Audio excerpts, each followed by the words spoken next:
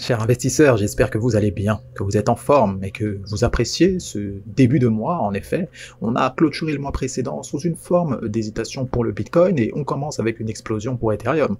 On va voir tout cela en détail, c'est encourageant. Vous savez que qui dit début de mois et qui plus est septembre, ça veut dire la rentrée. La rentrée, pas seulement au niveau des marchés financiers, mais aussi en termes de volatilité, vous le savez bien.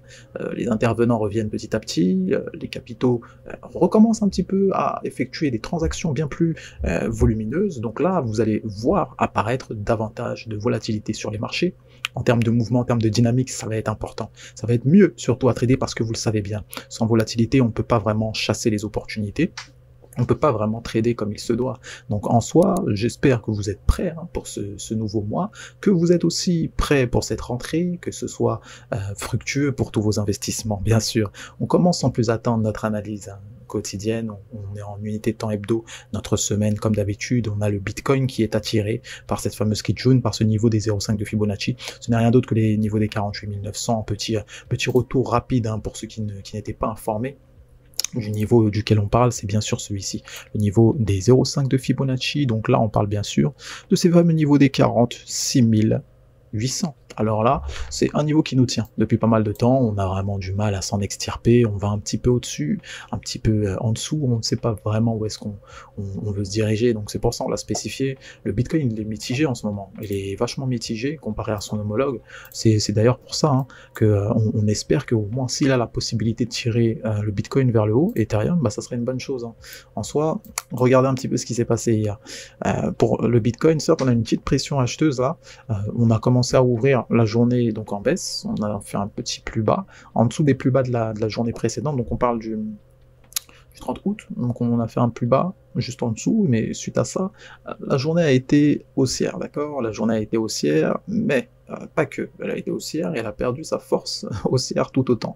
Ça veut dire qu'on a clôturé sous une forme de doji encore une fois. Et le doji, vous savez que c'est de l'hésitation.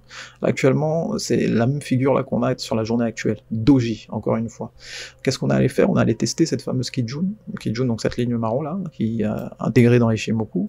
Donc cet indicateur nous montre actuellement un petit test de cette Kijun. Donc juste après ça, on a rattrapé toute la baisse qu'on a essayé de créer en tout début de journée, pour ensuite être là à un niveau d'équilibre, on va dire, un niveau d'équilibre, mais surtout d'hésitation pour le marché. Comme vous apercevez, on ne constate même pas le corps actuellement de bougie, d'accord? Là actuellement, on est tout juste sur le niveau d'ouverture de la bougie en question. Donc la direction pour aujourd'hui, si on devait la définir, bah, vous êtes bien informé, ce niveau-là qui nous a servi depuis pas mal de jours, là, qui nous a servi donc pour chercher des rebonds, on le rappelle, une fois, deux fois, et même si on l'avait spécifié ici, c'est qu'il avait déjà servi dans le passé, d'accord? Il avait déjà servi de niveau important, si on y va. Pas mal de travail autour de ces zones-là, donc on attend encore une fois de plus un rebond juste ici. Donc ça, c'est pour les investisseurs, on va dire, agressifs. C'est agressif quand même.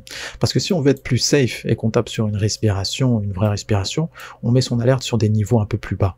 Sur des niveaux un peu plus bas, c'est-à-dire les niveaux qui nous semblent évidents à la suite. On a bien sûr les 45 700 pour être précis. Voici ces niveaux-là qu'on va chercher dans un premier temps si on devait s'y attarder pour chercher un rebond. Mais si on voudrait jouer la cassure maintenant, parce qu'il faut bien avoir des scénarios dans les deux sens, admettons, on met notre alerte donc sur les 45 700, si maintenant le prix commence à aller à la hausse, c'est-à-dire qu'il est tiré, Ethereum finalement il donne le pas.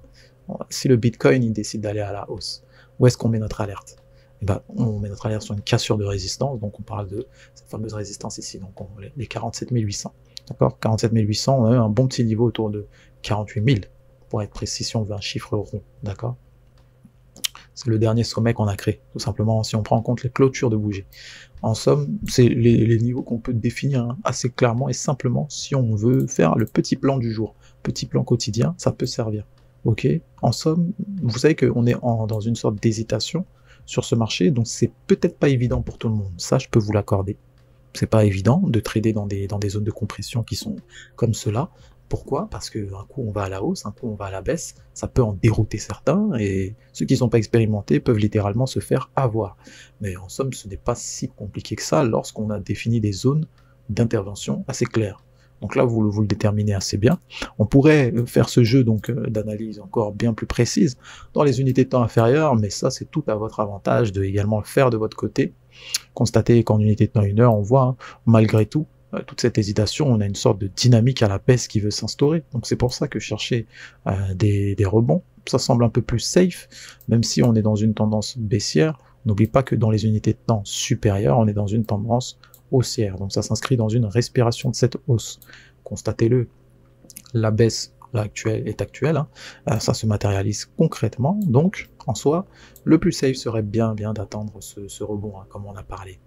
Donc vous avez vu que le Bitcoin c'est assez clair. Bon, l'Ethereum, là on part vers les étoiles. Donc regardez un petit peu ce qui s'est passé pour notre Ethereum. C'est quand même intéressant, encourageant de voir que Ethereum ne calcule personne. Il fait son bout de chemin et il suit son cours. Et en plus de ça, après avoir compressé, la zone de compression donc a trouvé une résolution haussière. On l'a spécifié. On était dans une sorte de triangle de compression, comme on va le voir en détail dans les unités de temps supérieures. Mais ce qu'il est important de noter, c'est qu'on semblerait vouloir se diriger vers le nord. En même temps, c'était normal. C'était normal. Je peux très bien vous rappeler que toutes les bonnes nouvelles qu'il y a eu pour cet actif, c'était normal qu'on voit un réajustement à la hausse progressif et non pas immédiat suite aux nouvelles du mois précédent. Donc là, on est en unité de temps 4 heures, assez notable aussi, qu'on évolue au-dessus du nuage Ishimoku. Pour rappel, regardez-le, on va retirer ce petit Fibo.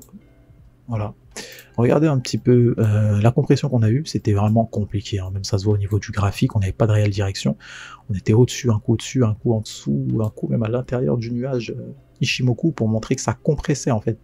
Ça compressait et là, on semble vraiment se dégager, on semble un petit peu reprendre la course. On reprend la course et aller vers le nord, visiblement. Donc comme vous l'apercevez, aussi, c'est qu'en unité de temps journalière, c'est clair. Cassure de zone de compression. Après une fausse cassure, on le rappelle, on a eu une fausse cassure le 30 août. Donc c'est-à-dire qu'on a fait semblant de casser, mais juste après, on a perdu toute la force et on a clôturé carrément au sein même de la zone de compression. Et voici que le 31 août, la journée du 31 août se termine sur une clôture à la hausse. Et pas une petite clôture, s'il vous plaît. On parle d'une clôture sur des niveaux précisément de 3430, ok ? 3430 sur un niveau qui avait été déjà placé depuis. C'est un niveau journalier. Donc on a clôturé sur ces prix-là, on a ouvert la journée actuelle sur ces prix-là, et on se situe autour de 3450. Donc vous êtes bien informés, vous le savez, que là, la tendance est à la hausse pour Ethereum. On attendrait des rebonds, bien sûr, sur ceux qui souhaiteraient les niveaux d'ouverture, parce qu'ils sont pas si loin, mais aussi on a créé un petit peu le bas, autour de 3400 par là, pour arrondir. Donc pensez-y, ça peut être aussi une très bonne stratégie de trader un actif qui est en tendance et dans une tendance bien définie. Ça permet de limiter, de filtrer en tout cas les marchés quant à leur configuration et surtout la clarté de celle-ci. Vous avez vu que la semaine sur Ethereum, après une petite respiration semble vouloir être haussière, c'est encourageant. S'il pouvait influencer l'indicateur, l'actif phare, le fameux Bitcoin, ça serait aussi plaisant. Donc en soi, prenez soin de vous avec toutes ces informations, prenez soin de votre portefeuille et quant à nous, on se retrouve à la prochaine. Bye bye.